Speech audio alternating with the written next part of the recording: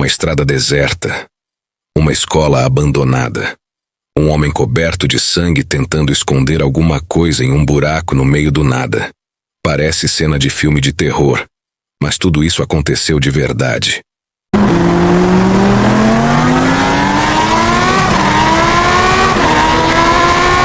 E foi justamente esse caso que inspirou o início de Jeepers Creepers.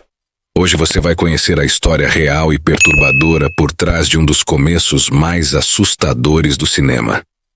Então já se inscreve no canal, deixa o like e prepara porque essa história só fica mais sombria a cada minuto.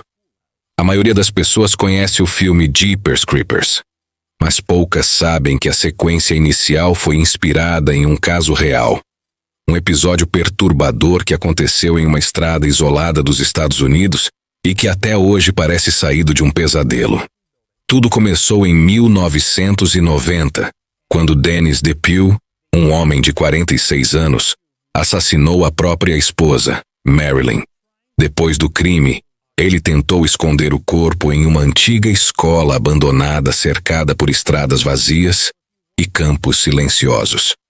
Embora o diretor do filme jamais tenha confirmado oficialmente a inspiração, as semelhanças entre o caso real e a abertura de Jeepers Creepers são impossíveis de ignorar.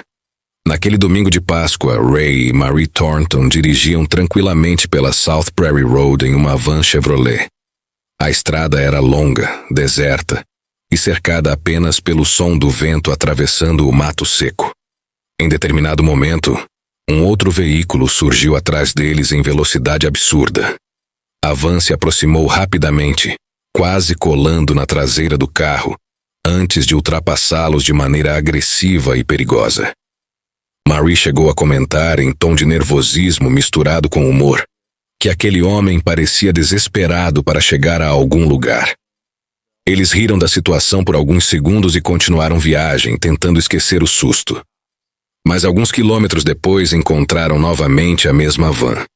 Ela estava estacionada ao lado de uma escola abandonada, um prédio antigo e decadente construído décadas antes, já parcialmente consumido pelo tempo. O lugar parecia morto. Janelas quebradas, paredes descascadas e um silêncio estranho dominavam toda a área. Foi então que os Thorntons viram um homem perto da construção. Ele segurava algo grande, parecido com um cobertor ou um lençol pesado. O tecido parecia manchado de vermelho escuro. Por um instante, ninguém disse nada. O homem caminhava de maneira apressada, tentando empurrar aquele volume para dentro de um buraco próximo à escola, como se quisesse esconder algo antes que alguém percebesse sua presença. A cena causou um desconforto imediato no casal. Havia algo profundamente errado ali. Assustados, decidiram ir embora. Só que, pouco depois de retomarem a estrada, perceberam pelo retrovisor que a mesma van havia voltado. O veículo vinha atrás deles outra vez, acelerando cada vez mais, grudado na traseira do carro. Agora não havia mais espaço para brincadeiras. O pânico começou a tomar conta. Quem era aquele homem? O que ele queria? A perseguição continuou por vários quilômetros. O motorista parecia disposto a forçá-los para fora da estrada. Os Thorntons finalmente conseguiram despistá-lo ao entrar em outra via, mas ainda podiam ver a van parada em um cruzamento distante, imóvel, observando. Foi nesse momento que tomaram uma decisão extremamente arriscada. Resolveram voltar. Queriam anotar a placa da van e entender o que aquele homem estava escondendo perto da escola. Quando retornaram ao cruzamento, encontraram o veículo parado no acostamento. O homem estava trocando as placas do carro às pressas. A porta do passageiro permanecia aberta, e Marie conseguiu enxergar manchas de sangue espalhadas pelo interior da van. O medo tomou conta dos dois imediatamente. Mesmo assim, impulsionados pela adrenalina e pela sensação de que haviam testemunhado algo monstruoso, seguiram novamente até a escola abandonada. O local parecia ainda mais assustador agora.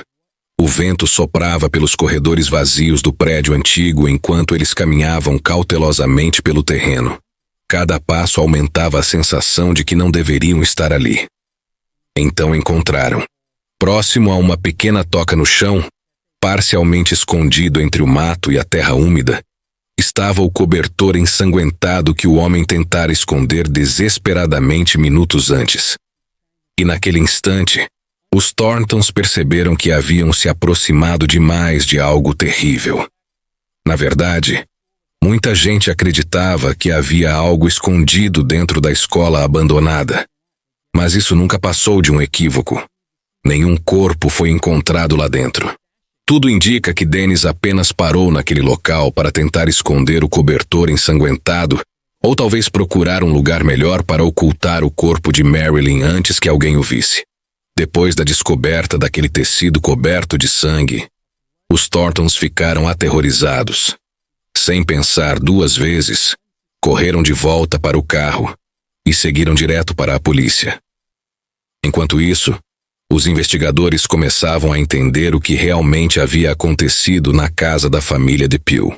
Dennis e Marilyn haviam sido casados por muitos anos, mas estavam divorciados havia bastante tempo.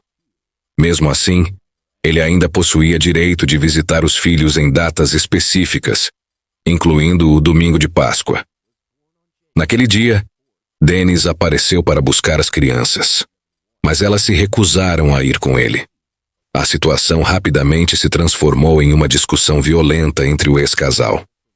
Em meio ao conflito, Marilyn caiu da escada, ou talvez tenha sido empurrada. O impacto a deixou gravemente ferida. Em vez de chamar ajuda, Dennis tomou uma decisão monstruosa. Arrastou Marilyn para fora da casa enquanto dizia aos filhos que a levaria ao hospital. Mas ela jamais chegou lá. Uma das crianças, desesperada e desconfiada, fugiu da residência e procurou a polícia. As autoridades começaram a receber ligações relatando o desaparecimento e a violência na casa dos DePew, sem perceber inicialmente que todos os relatos apontavam para o mesmo caso. Dennis desapareceu logo depois disso. Parecia ter evaporado. Durante um dia inteiro ninguém fazia ideia de onde ele estava ou do que havia feito com Marilyn. Então, não muito longe da escola abandonada, entre aquela estrada deserta e a antiga casa da família, um funcionário da prefeitura e um operário rodoviário fizeram uma descoberta horrível. O corpo de Marilyn DePew estava abandonado à beira da estrada. Ela havia levado um tiro na nuca, provavelmente ainda dentro da van, o que explicava as enormes manchas de sangue vistas pelos Thorntons no interior do veículo. Após o assassinato, Dennis entrou em fuga. Durante semanas, familiares e conhecidos começaram a receber cartas estranhas enviadas por ele. As mensagens continham passagens bíblicas, frases desconexas e justificativas perturbadoras para o crime. Dennis dizia que Marilyn havia destruído sua vida, colocado os filhos contra ele e tomado tudo o que ele tinha. Era como se tentasse convencer a si mesmo de que tinha algum motivo para o que fez. O tempo passou e ele permaneceu desaparecido por quase um ano. Então o caso ganhou repercussão nacional ao aparecer no programa Unsolved Mysteries. A história foi exibida na televisão para milhões de pessoas, incluindo o próprio Dennis, que naquele momento vivia sob uma identidade falsa. Usando o nome Hank Quinn, ele havia começado uma nova vida em Dallas, no Texas, morando com uma namorada que aparentemente desconhecia seu passado sombrio. Mas ao assistir a reportagem na TV, ele percebeu que sua fuga estava chegando ao fim. Naquela mesma noite, Dennis decidiu desaparecer novamente. O comportamento estranho chamou a atenção dos familiares da namorada, que imediatamente acionaram a polícia.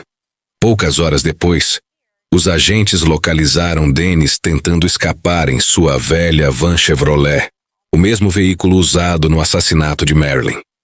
O que veio em seguida foi uma perseguição intensa e caótica. Dennis atravessou bloqueios policiais, trocou tiros com os agentes e dirigiu desesperadamente por quilômetros, como um homem sem saída tentando fugir do inevitável.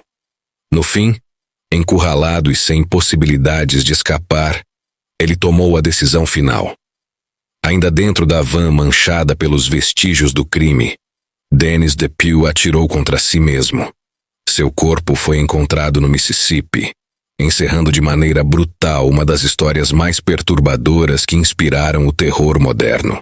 Hoje, Dennis está enterrado próximo de sua família, não muito longe da fronteira de Indiana, enquanto a velha escola abandonada continua parada no tempo, silenciosa e vazia, como se ainda guardasse os ecos daquela tarde sombria de Páscoa que jamais foi esquecida. As flores deixadas sobre o túmulo indicavam que, apesar de tudo, ainda existiam familiares por perto. Afinal, até os homens mais monstruosos deixam rastros humanos para trás. Assassinos, criminosos, fugitivos, todos eles pertencem a alguma família. Todos têm pais, irmãos, filhos ou pessoas que um dia os conheceram antes de se tornarem aquilo que acabaram se tornando. Mas, no meio de toda essa história macabra, era impossível não pensar em Marilyn. Pelo que muitos diziam, ela já estava cansada. O casamento vinha desmoronando havia muito tempo. Existiam discussões constantes, problemas escondidos atrás das portas fechadas da casa e uma tensão que só aumentava com os anos. Eles já não conseguiam mais conviver em paz. Marilyn queria seguir em frente. Queria o divórcio definitivo. Queria encerrar aquele capítulo da vida dela. Dennis, por outro lado, não aceitava perder o controle da situação. E foi exatamente aí que tudo começou a se transformar em tragédia. Histórias assim acontecem mais do que as pessoas imaginam. O que torna esse caso ainda mais assustador é perceber o quão recente tudo isso parece. Não foi há 100 anos. Não aconteceu em uma época distante e impossível de imaginar. Foi em 1990. Estradas, carros, cidades, famílias. Tudo era praticamente como hoje. Isso torna a sensação ainda mais desconfortável. Enquanto caminhava pelo cemitério Oakland Hills, o silêncio do lugar parecia carregar um peso estranho. A intenção era simples: encontrar o túmulo de Marilyn DePue e prestar algum tipo de homenagem, mesmo tantos anos depois. Mas encontrá-la não foi fácil. Houve buscas, perguntas no escritório do cemitério, várias tentativas de localizar o ponto exato onde ela havia sido enterrada. Em determinado momento, surgiu a possibilidade mais triste de todas. Talvez Marilyn estivesse em uma sepultura sem identificação. Isso acontece mais do que muita gente imagina. Às vezes a família não possui dinheiro para uma lápide. Em outros casos, simplesmente prefere evitar atenção, evitar lembranças ou qualquer tipo de marca permanente ligada a uma tragédia tão dolorosa.